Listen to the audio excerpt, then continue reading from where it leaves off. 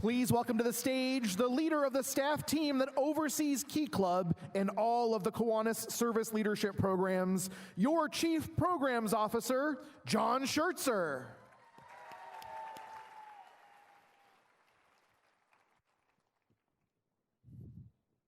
Hi.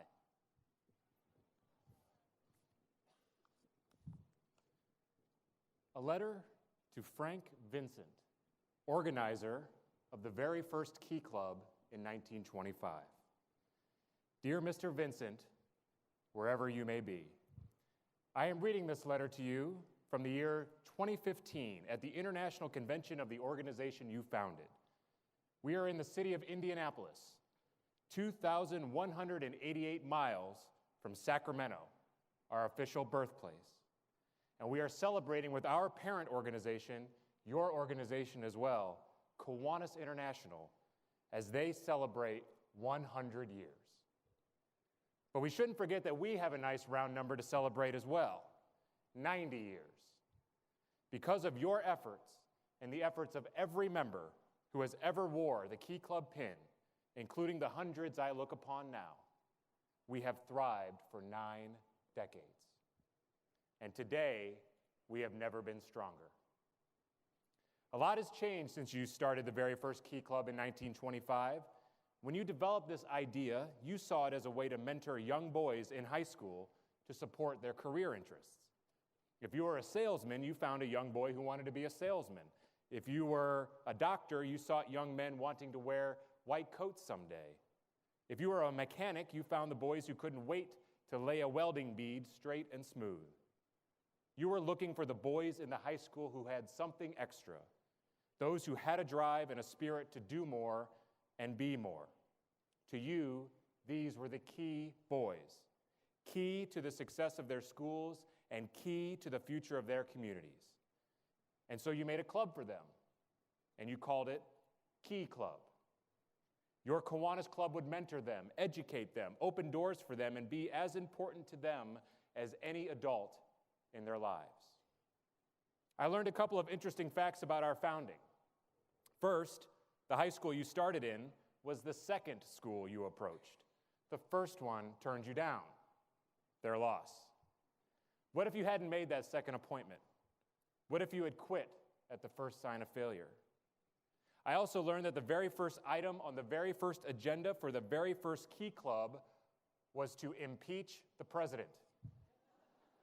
And we've been making our club leaders paranoid ever since. And here we sit 90 years later, and this organization stands as proud today as it did back then. Mr. Vincent, I should make you aware of 2 very important points, however. One, it certainly ain't just in Sacramento anymore. And 2, it certainly ain't just boys.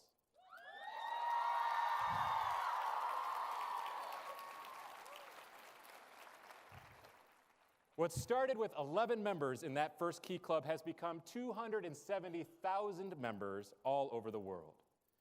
It should be noted that while you started us in California, and California will always be our home, the accelerated growth of our organization is owed to another sunny state, Florida. It's in Florida, with the leadership of Kiwanians like G. Harold Martin, that Key Club started to really spread and flourish. We needed structure, and Florida became the first district. The debate rages on today as to which one is the best, however. And we grew over more state boundaries, international ones too, Canada? And in 1943, we became an international organization led by our first president, Malcolm Lewis. We've had some very interesting international presidents since then. Bill Nelson rocketed from Key Club right into outer space as an astronaut and now serves as a U.S. Senator from Florida. Our first African-American president was Craig Melvin. He's now an anchor for NBC on the Weekend Today show.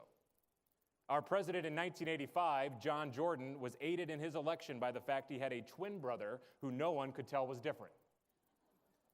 Our first female president hailed from Missouri, Arkansas, Michelle McMillan in 1991. And we are graced by another outstanding female president this year from Illinois Eastern Iowa, Maria Palazzolo. But let's go back. Think about all our society has experienced, and yet this organization has grown and grown and grown. Not long after Key Club was established came the bloodiest war we've ever known, and there have been many since. And know that of the brave young men at first, and now brave young women also called forward to defend freedom, including the freedom for us all to assemble here today, many of the finest have also wore the pin of Key Club. This includes our Key Club legend, Sandy Ninninger, the first person to receive the Medal of Honor for World War II, and for whom one of our greatest awards is named. Social movements have been a big part of the last 90 years as well.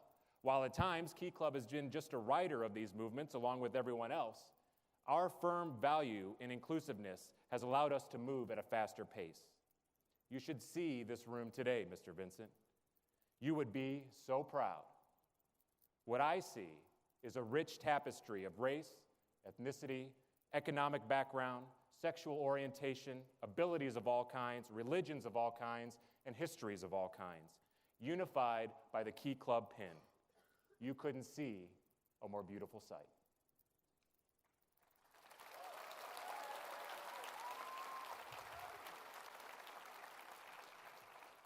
Our international flavor has always been important. You could say it really accelerated and really took hold in 1967 when the Key Club flag was planted in the Bahamas, which was our first club in the Caribbean, and now you won't find prouder Key Clubbers anywhere else. 1977 was a pivotal moment in our history. In that year, at the convention in Kansas City, Key Clubbers adopted a major emphasis project which would become our motto and our mission since. In that year, we decided that as Key Club, caring is our way of life.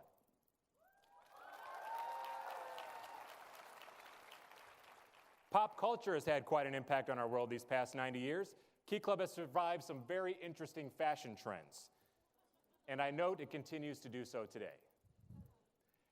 There were times over the years in which members of Key Club wore bell-bottoms, leather jackets, suede shoes. Key Clubbers' hair has been brown, black, blonde, pink, blue, and more. Also long, short, spiked, and especially in Texas, big. A Key Clubber's music collection has shifted over the last 90 years. Probably your first members listened to Irving Berlin, Cole Porter, and Paul Whiteman. The #1 song in the year of Key Club's birth was "Yes Sir, That's My Baby" by Gene Austin. You remember that, Mr. Vincent? It went like this.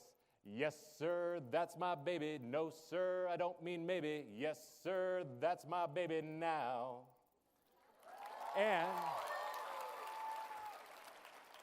as we sit here, the #1 song is "See You Again" by Wiz Khalifa, with some fitting lyrics, including, you have to join with me on this. It's been a long day without you, my friend, and I'll tell you all about it when I see you again. We've come a long way from where we began, and I'll tell you all about it when I see you again. Great job. And in between, Key Clubbers have been swaying to Frank Sinatra, rocking to the Beatles, grooving to Elvis Presley, adoring countless boy bands, and even suffering through a foggy moment in which we all lost our senses and became believers.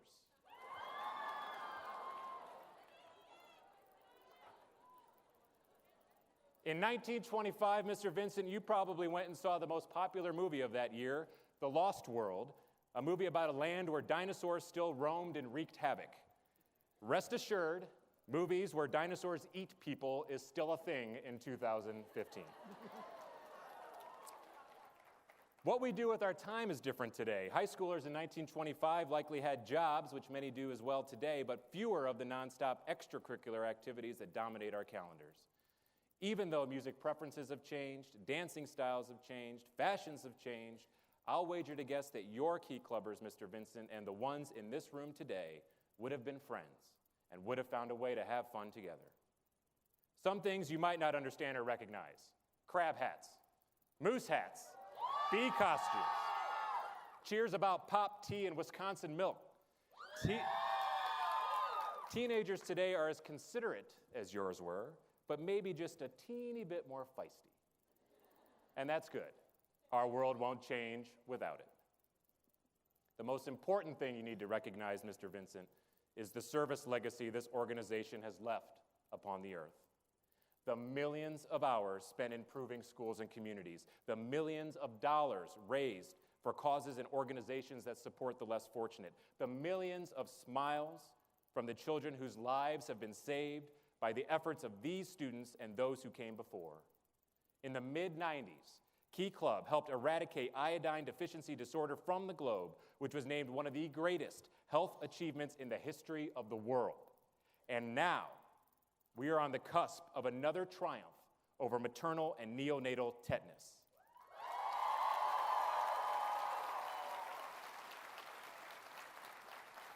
This moment, right now, in many places around the world, there are mothers holding their newborn babies and crying tears of joy because they are healthy.